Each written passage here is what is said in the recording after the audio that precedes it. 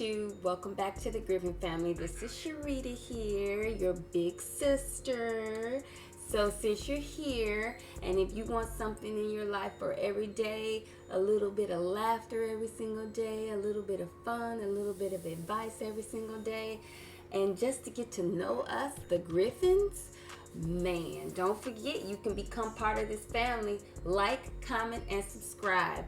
Okay, so let's get started and see what today is all about. Okay, so today we are talking about how to get rid of a stalker, a bum, a scrub, a dusty, how to get rid of all these type of particular people in your life. But you have to have a game plan, okay? Some of us don't have a game plan. They just trying to be all willy-nilly and don't hurt people's feelings on getting out of these situations. But it ain't about their feelings, it's about yours. So this is the game plan on how to get rid of these type of people that's messing with your peace, that's messing with your soul, that's messing with your heart and your mind, and you just ready to let the negative and bad energy go. So I'm here to give you a couple of tips that help me out to get rid of my stalker, to get rid of my dusties, to get rid of all the bums that came through my way in my life. So hopefully this video will help you. Okay, so ride the wave with me and let's go. Now, you know me, I can't give you advice until I give you a little bit of backstory on how I got out of these situations that I got myself in, okay? So I'm going to give you one simple, short story time on how I know on getting out of these situations. So one time, okay, I jumped into a microwave situation, a hot pocket situation is what I call it, hot pocket relationships. I'm sure plenty of you out there have had hot pocket relationships, where it's a relationship where you just met the person like 2 seconds ago, and then the next thing you know, y'all whole boyfriend, girlfriend talking about getting married, but you only met him like 2 or 3 days ago. Don't act like y'all ain't ever did this before. But anyway, I was in this hot pocket relationship, okay? And I just met the guy. And I'm thinking he a cool guy because I met him, you know, at a nice establishment. Okay, I ain't gonna name the establishment. I'm just gonna say it was a nice establishment. Anyway, and he seemed cool. He seemed like he had his head on his shoulders. He seemed like he had things going for him. I mean, I thought. But as time went by within that month, it was a hot mess. So anyway, we started dating immediately together. We was together. It was just, you know, I was trying to do everything for him, people please him, cook for him, clean for him, do all the things that boyfriend and girlfriends do. Like, I'm doing the wifely things within a week of knowing this person, okay? Was he worthy of it? Was he? No, he wasn't. That's why I tell y'all to take y'all time. But anyway, so I get into this hot pocket relationship, and everything seemed like it was going great for that week. But then all of a sudden, he started asking questions like who I've been talking to. I don't understand what he was talking about. He imagined that I was cheating on him. He was putting recorders all through my house. I did not know that. Okay. He started stalking my coworkers. He started stalking me at work, following me while I was at work. What did he do all day? Absolutely nothing, because I found out he really didn't have. He didn't have what he said he had, okay, people? He didn't have what he said he had. He wasn't financially there as he said he was. And anyway, I digress. So between the stalking my coworkers and stalking me and putting tracking devices under my car and then finding out where my friends lived, everything after that, I broke up with him, okay? I tried to go and get things taken care of in the manner of getting rid of this person, but every time I looked around, he was there. I had to figure out how to get rid of a person that you figure out that wasn't right for you and that wasn't toxic. So how I did it I'm gonna give you pointers on how you could do it. So this is what I did to get rid of the person that was stalking me, my friends and coworkers, and me all in my job, and me from between the police and everything. So it was a hot mess. But I'm gonna give you some pointers, and here we go. The top 3 that helped me get through the foolishness on getting rid of people that I no longer needed in my life. Here we go. Number 1, I confided in people that I trusted. Okay, I confided in people that I knew that was gonna have my back and gonna be there for me, regardless. If you're in a situation where you don't have too many friends or family members that's gonna have your back, and that includes his family. I wouldn't even, if I was you, girlfriend, or even boyfriend, if you a dude and you in this situation too, I would not go to the other person's family for any kind of support. I wouldn't go to the spouse's family for any kind of support, because it's gonna be a waste of your time. They love their family member just like your family member love you. Do not go to that other person's family member. If you don't have no friends or support system that you can rely on, then you might need to find a woman's shelter or some kind of shelter to get into, some sort of something that's going to be able to have your back. They have hotlines that you can call and see if you can get some kind of assistance from them. But I would not go to the other person's family member if I was trying to get out of a situation where I'm dealing with a dusty, a bum, or a control freak, somebody you under. I wouldn't go to nothing like that. If I needed somebody to talk to or get out of a certain situation with somebody, I would go to either a friend that I know gonna have my back, gonna help me get out of the situation, and be there for me and give me guidance on what to do. And actually, you as the individual need to follow that guidance. You can't sit up there and say, well, all they giving me is advice. They give you advice so you can adhere to the advice and do the things that the advice that's given, not sit up there and just get it and then don't do nothing with it.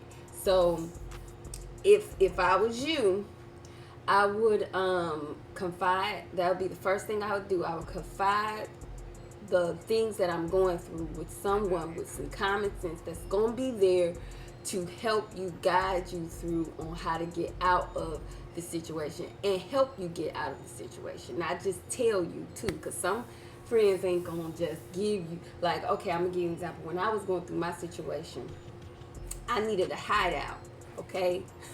So, and the person he broke into my home. He did all kind of foolery, okay? So I needed someone for protection, and I had some really good friends that was there for my protection and was able to be there for me through my time of need. So if I was you, that's what I would do. I would make sure I have a really good support system. And that even includes family members you ain't talked to in about 10 years or 5 years who wanted you out of this situation with that person, but you weren't listening in the beginning. Those are the main ones you really want to talk to, because they'll be really willing to help you get out of it. They really would. They'll be there with open arms and be like, see, I told you, but I'll be here to help you out, And sometimes you just have to admit to yourself, hey, I was wrong. But I get one life to live, but I'm willing to fix it. Okay, so just remember that. Number 2, you need to execute your plan, okay? And stick with it.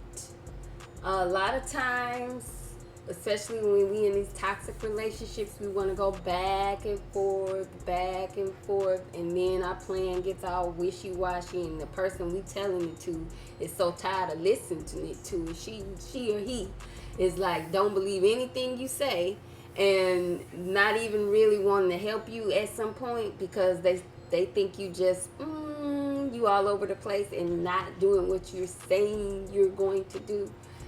When you are going to have an exit plan, you need to execute it and you need to follow through. You need to tell yourself that. And you also need to tell yourself inside that, okay, if I'm going to do this, I'm going to follow through and I'm going to leave this toxic mess, regardless of how much this person is begging me back or keep going through the cycle of mistreating me and then coming back and apologizing.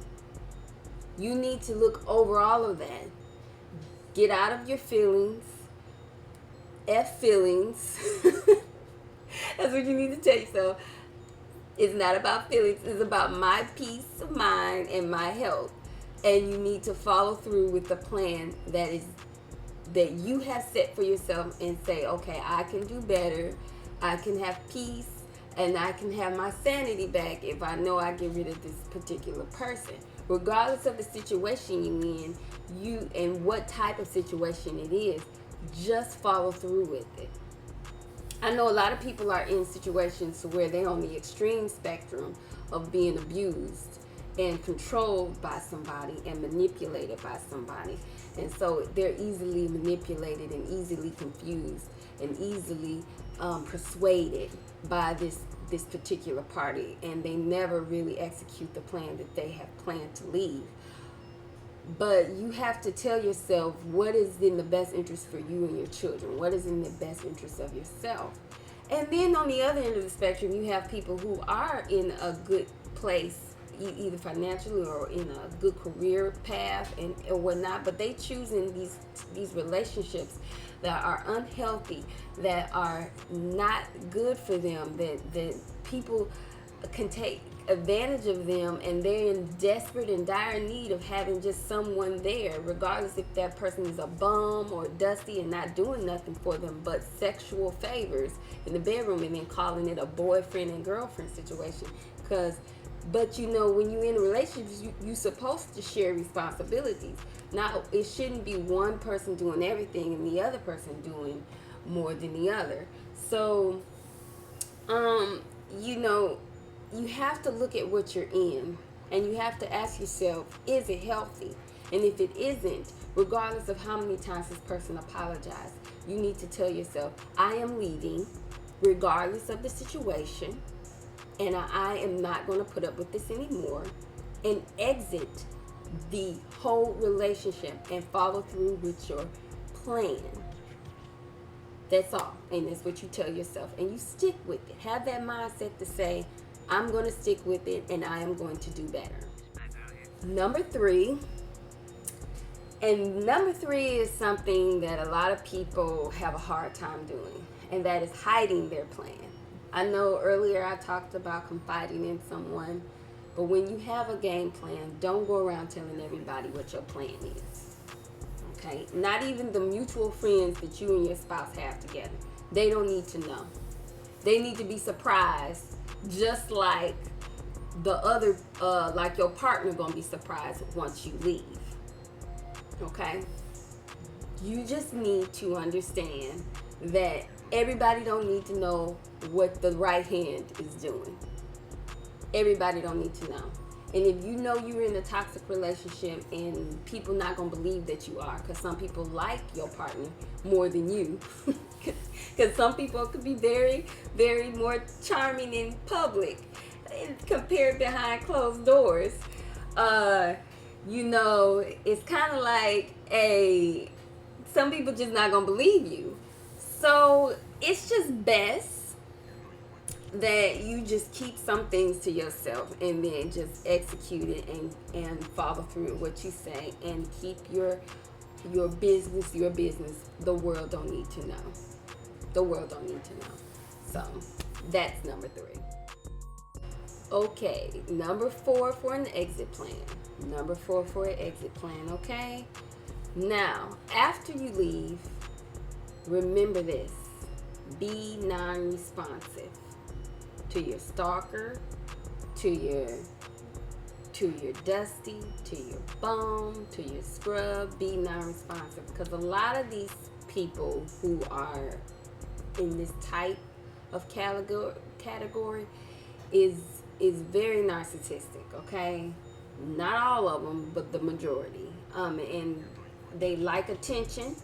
So any kind of little attention that you give them, such as being responsive, like stop calling me, stop contacting me, leave me alone, they still look at that as, oh, she still want me or he still want me. Just pretend like they never existed.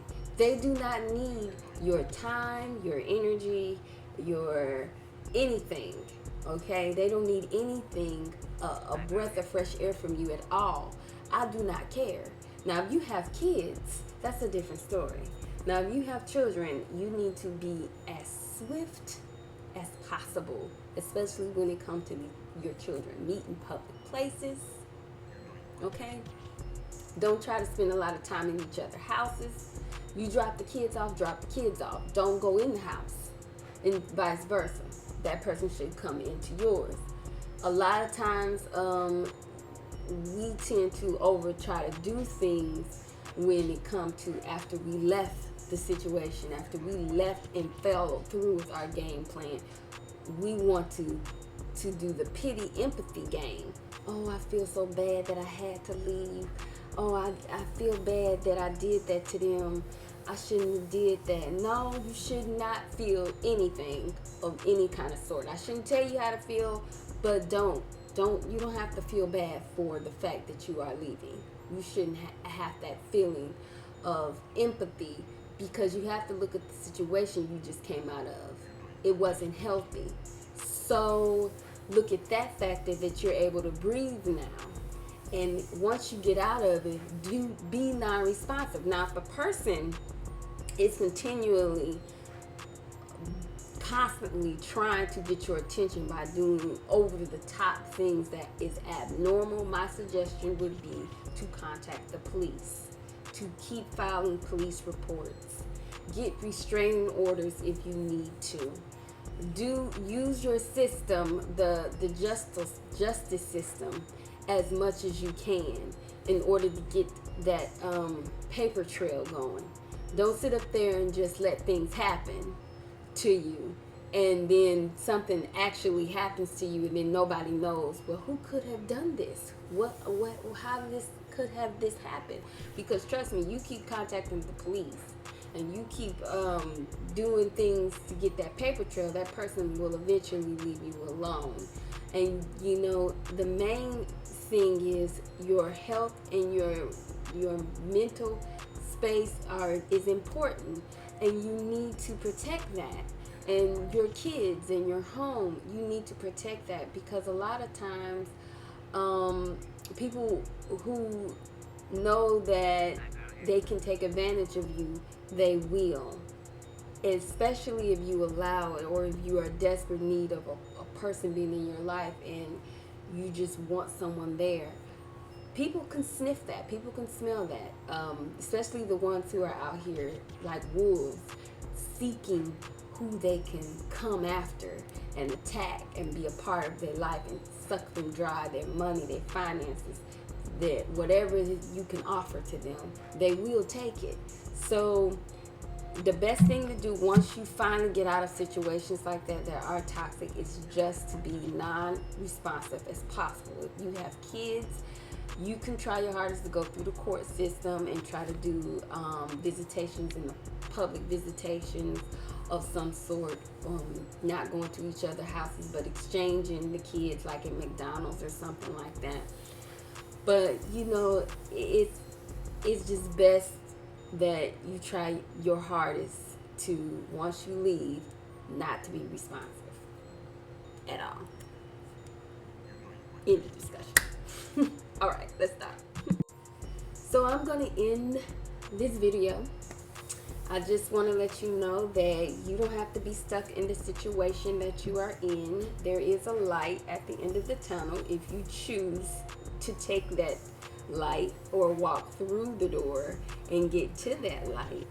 You are more than able to do that. Remember, you don't have to be that person that people are telling you that you're only able to be. You can be more than that. And I've seen that. I seen that when I went through my situation. I became stronger, and I became the light has opened my eyes, and I was like, oh my gosh, what was I doing with this person this whole time? Why was I with this person? It's a lot better out here. Then I don't have to deal with someone mistreating me and talking crazy to me and thinking I'm cheating on them every 5 minutes and putting tape recorders in my bathroom and through my house and putting tracking devices under my car and looking through the phone and calling ex-boyfriends and stalking co-workers and stalking me. I don't have to do with all of that. I don't have to. And you don't have to either. You don't have to deal with the foolery that the insecurities that some of your partners have. You don't have to do that. That's their own personal issues that they have to deal with.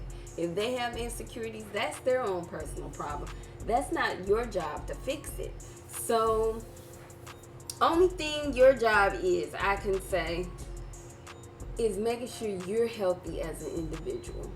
And if you don't feel like you are healthy as an individual, then you need to go get help and get into a healthy relationship next time instead of an unhealthy relationship. And look at the signs. I'm gonna have to let you guys know there is a lot of people out there who will take advantage of people who aren't healthy, who are seeking people to be in relationships with that they can take advantage of or control. And your job as an individual is just to make sure that you can sniff out the ones that want to do those things to you and be able to control you and manipulate you and do wrong by you. So the next relationship that you're in, after you execute your exit plan, just make sure that you get into a healthy relationship. You know, make sure that you're healthy inside, so you'll be able to recognize the signs from other people that are going to manipulate or trying to manipulate you next time. So, thanks YouTube, thanks extended family for watching. I greatly appreciate you making it to the end of this video. Okay, I enjoy you guys every week. Don't forget to watch our family meetings and our fun-filled topics that we have going throughout the week and some of our individual videos. We love to entertain you guys, and we also love to talk about different things. If there's something that you love to talk about or want to talk about, don't forget to send us a message or put it in the comment section and let us know. We'll be glad to put it in our next family meetings and talk about those topics that you like to hear about. So anyway, thanks for being part of this family. We greatly appreciate you guys so much, and I will see you next week. Oh, and don't forget, next week's topic is about fighting in the church. Now, I ain't talking about no regular Christians. I'm talking about some Christians that be sitting there using the church house as a dating service. Now, let me tell you something. That is not of God. But anyway, I'm going to be talking about dating as a Christian. Okay? Sometimes we want to part the Red Sea too quick.